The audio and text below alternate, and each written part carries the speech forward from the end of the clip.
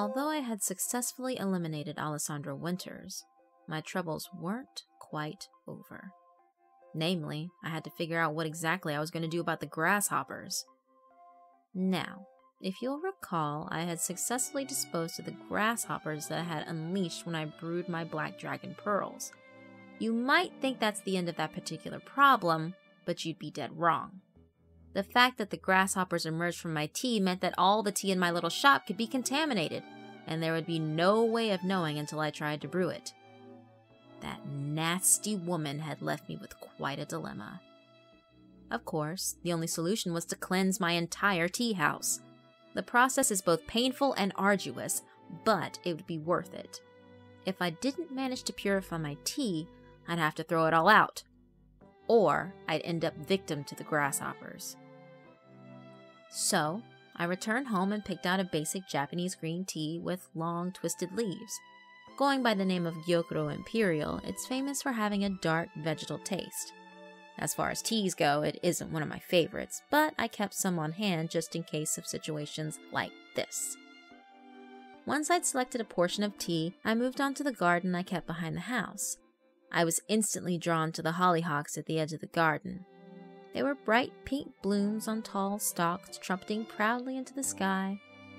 I remembered when I was young that my grandmother used to make us hollyhock dolls. Childish games, however, aren't the only thing they're good for. It took me 20 minutes to select the most worthy blossom of them all. It was young and luscious, but not yet in full bloom. Returning to the house, I gathered my needle and thread and prepared to make hollyhock blooming tea. In Japan, it takes a woman about 5 minutes to sew together a bulb for blooming tea. I am not, however, from Japan, and I am not particularly good with domestic work. Sewing is far from my strong suit. In fact, out of my entire family, I'm the worst at wielding a needle and thread. Even more so when it comes to this particular tea. In order for the tea to do what I need it to do, I have to do more than scent the tea with hollyhocks. I have to include an offering as well. One that is not so severe as Jamie made, but painful nonetheless. Taking a deep breath, I reached for the pliers that I keep near my workbench. This wouldn't be pleasant, but I was no coward, and I certainly wasn't pathetic enough to be afraid of a little pain. Opening my mouth wide, I fixed the pliers to one of my bicuspids. I had a nice strong one on the right side of my mouth. It took a few good yanks and twists, but I managed to get it out. Oh, there was a lot of blood, but I'd expected that. I stuffed a rag into my mouth and dropped the tooth into my palm. I examined it closely to make sure that I'd pulled up the entire root. If I'd broken the tooth, I'd have to repeat the process. But I'd managed to get it out whole as usual. With a relieved sigh, I slipped the tooth inside the hollyhock bloom. I could already feel my mouth healing itself. That's the nice thing about having my abilities. We heal quickly, and our teeth grow back. Most of the time. It took me 20 painstaking minutes to sew the tea leaves around the hollyhock. I had to make sure to sew them tight, but not so tight as to prevent it from steeping. I also had to use special thread that would loosen in the water, and then I had to make sure that the blossom wouldn't be harmed. Arduous work, indeed. Once the bulb was finished, just one bulb about an inch in diameter, I wrapped it in a silk handkerchief and headed for my tea house. It was about 11 in the morning, and I wanted to get the shop cleansed as quickly as possible so I didn't have to be closed any longer than necessary. There are people out there who need me, after all. I heated the water to about 100 degrees Fahrenheit and then dropped the bulb, using a glass tea kettle so I could watch it brew. For good measure, I added just a pinch of rock sugar. If you know anything about them at all, you know they like sweets. Then, I sat back and watched the magic. As the water softened the leaves and the thread, the bulb began to pulse and writhe. Soon enough, it opened and exposed the hollyhock inside. The flowers seemed to tremble with the heat of the water, but soon enough it unfurled, blooming completely in a burst of deep pink. I peered inside. My tooth was gone. That's how I knew the offering had been accepted. Satisfied, I took the glass teapot out through the back door, where a swatch of emerald grass drew the gaze of the sun. Very slowly and oh so carefully, I poured the tea out into the ground, choosing the thickest patches of grass to concentrate my efforts. Afterwards, I sat in a wicker lawn chair and waited. It took almost 2 hours for them to arrive, but when they did, they seemed to come all at once. It started with a little wiggling in the grass, barely perceptible if I hadn't been looking for it, but I was, and when I saw it, I inched forward trying to see if it was finally happening. Out of a tuft of grass, it popped. It looked vaguely human, though its skin was wrinkled and charcoal gray, and its hair was long and stringy, looking for all the world like wet tea leaves. It had huge, ragged wings that were larger than its body. If they hadn't been so thin, the poor little thing wouldn't have been able to hold itself up. It had stark white eyes that seemed to glow in its skull, and it stared up at me, its mouth forming a mischievous little sneer. It always amuses me when illustrations in children's books depict fairies as dainty little men and women with pretty gossamer wings and flower dresses. If that's what you're looking for, you'll never find it. Fairies are not pretty creatures, but they are tough and hard-working, and they're usually willing to help if you offer them something in return. A few minutes after the first appeared, about 200 fairies were crawling out of the grass, standing by their brethren and waiting for my request. As an answer, I opened the door to my tea house, and they filed in. As the last one flew through the doorway, it looked at me pointedly until I shut the door. Fairies do not like to be disturbed while they're working. A few hours later, my tea house was clean, and the fairies were exhausted. As they trudged back to the grass from which they emerged, I was sure to leave out a few bowls of sugar water to express my gratitude. I shut the back door and opened the shop, sparing no second thought for my little fairy helpers. Unfortunately, I forgot that the fairies weren't the only creatures inhabiting the tea shop's backyard, and fairies are very mischievous folk.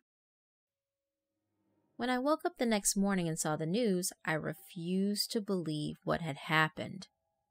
Of course, the newscasters had no idea how the woman had died.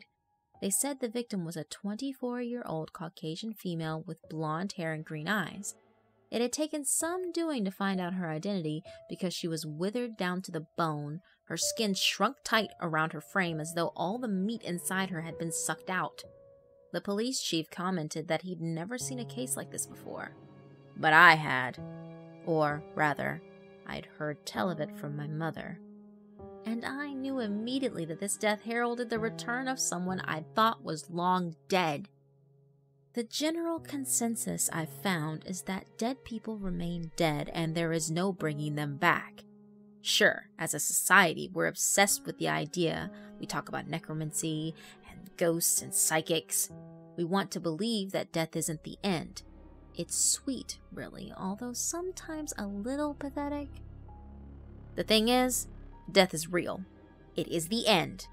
But that doesn't mean it is permanent. There are always new beginnings. My older sister was named Lysandra, but we called her Lisa. She was really only 2 years older than I was, but she had always seemed the wisest, more mature of us both. She didn't quite take to tea magic the way that I did. Instead, she followed in her father's footsteps. Her specialty was sewing. The garments she made were equal parts beautiful and powerful, able to create and destroy. Unfortunately, it was also excruciatingly painful. Each and every time she drew the needle through the cloth, it was as though she was sewing into her own body. And it wasn't just a strange psychosomatic phenomenon. Her skin was marred with thousands of little pinpricks and jagged tears, a memory of sewing long since complete. By the time she was 12, she was little more than a mass of scar tissue. The simple solution, one would think, would be to give up on her sewing, to allow her powers to lay dormant. But for our kind, this is as good as a death sentence. If our power isn't used, it begins to wither. As the power withers, so does the body, until it resembles the dead woman on the news. My sister lived 15 agonizing years, each day more painful than the last. The more beautiful her work became, the more hideous her body, twisting and molding into something barely recognizable as human. My mother couldn't bear to watch. She loved us, you know. Some people might say differently because they don't understand that her choice was made out of love and compassion. Compassion for a little girl whose existence was so incredibly painful. My mother told me what she was going to do. In fact, she had me do it and watched from afar, instructing me. And what we did had nothing to do with magic, at least not the sort that you're thinking. All chemistry is a little magic, but this was common. So common it had been observed in human society for centuries. The poison she kept for such occasions was strong and fast-acting, but it was not painful. I saw the effects of it myself, as my sister took a few sips from the cup and her eyes drooped. She was asleep within seconds and dead a few minutes later. It was the only time I'd ever seen her completely at peace, her body for once blessedly pain-free. Perhaps it was foolish to imagine that she understood what we were going to do, that she took the poison knowing she'd die, somehow able to discern what we had planned, that she'd appreciate it even, that she would see it as an act of love. It's easy to imagine such things. Things become much more difficult when a band of mischievous fairies reanimate your dead sister and she can finally speak for herself. I could have sought her out, but I didn't have the guts. In many things, I'm fearless. When it comes to the intimacy of my own family, I'm a shameless coward.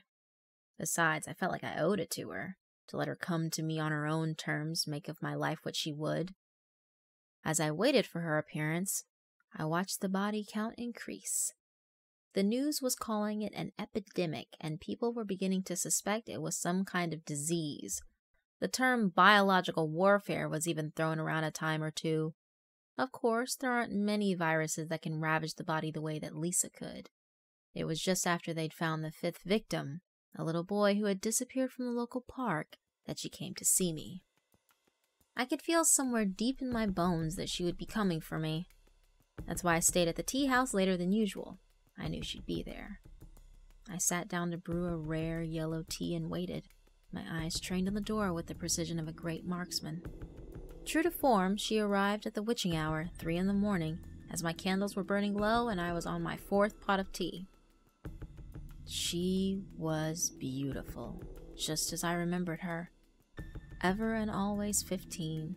Her face was round with baby fat and her curly hair hung in dark blonde tresses down to her shoulders. Her body looked lithe and strong, no doubt thanks to her sacrifices. Truth be told, no one would have guessed we were sisters, until they looked at our eyes. Our eyes are mirror images, big and hazel and unsettling. For many long moments, neither of us spoke. It was quite some time before I summoned the courage to pour her a cup of tea, and she deigned to sit with me as she sipped it. "Aren't you afraid?" I asked as she drank it without hesitation. To the untrained eye, she didn't look dead. She looked very much alive, in fact, but even the most oblivious of persons would be able to tell that she was different. I could feel it as she stared at me, her eyes unblinking. "You betrayed me with a cup of tea once before. I know you aren't stupid enough to try it again." The word betrayed hurt like a physical blow, but I reined in my emotions. We did it out of love. We couldn't bear to watch you suffer. It was the truth, and it was all I could offer her. "It was my burden to bear, and the decision was mine to make, not yours." I had no counter to that. We continued to sip our tea, drinking in the sight of each other.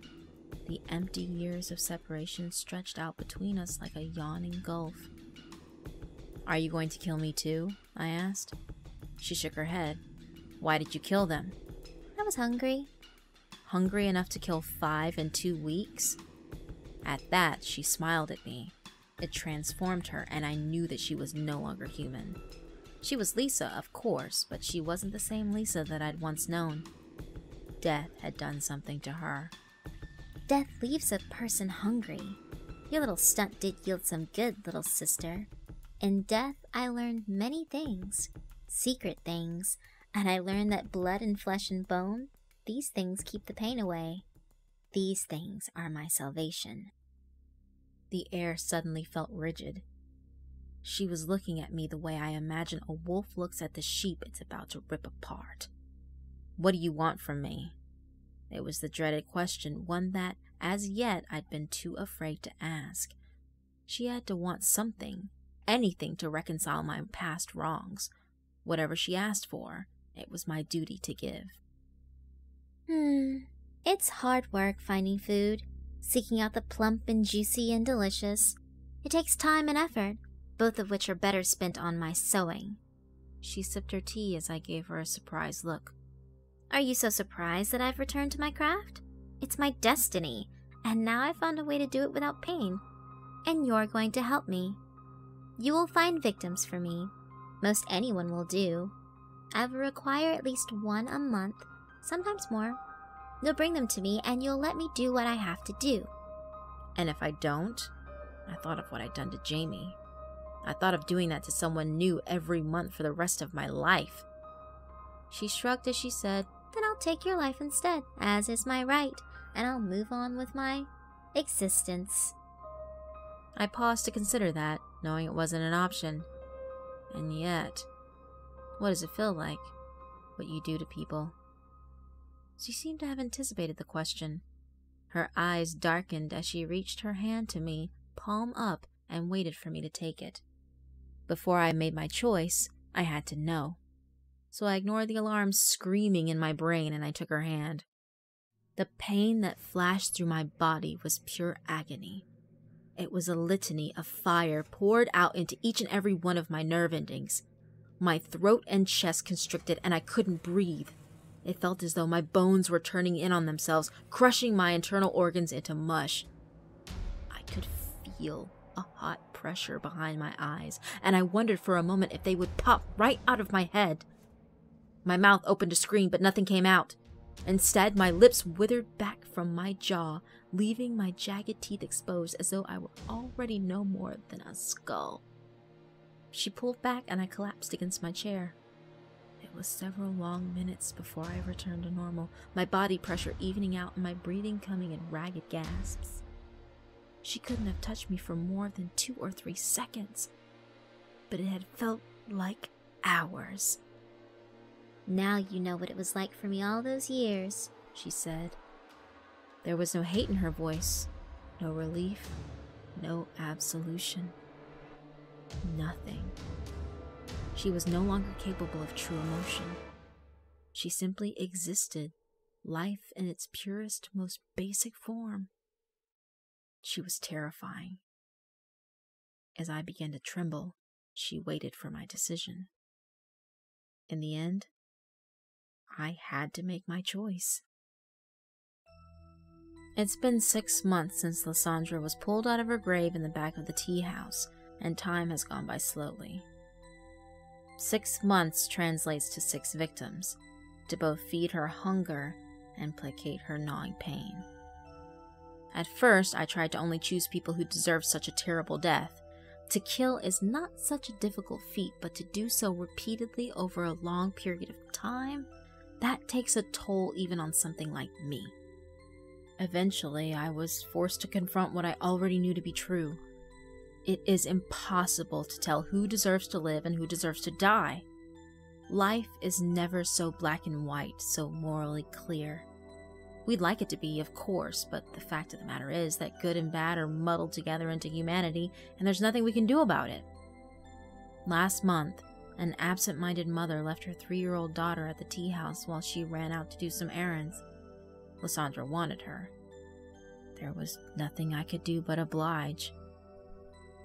Through all this pain and suffering, there was one shallow comfort that I'm eternally grateful for. At least I never hear them scream.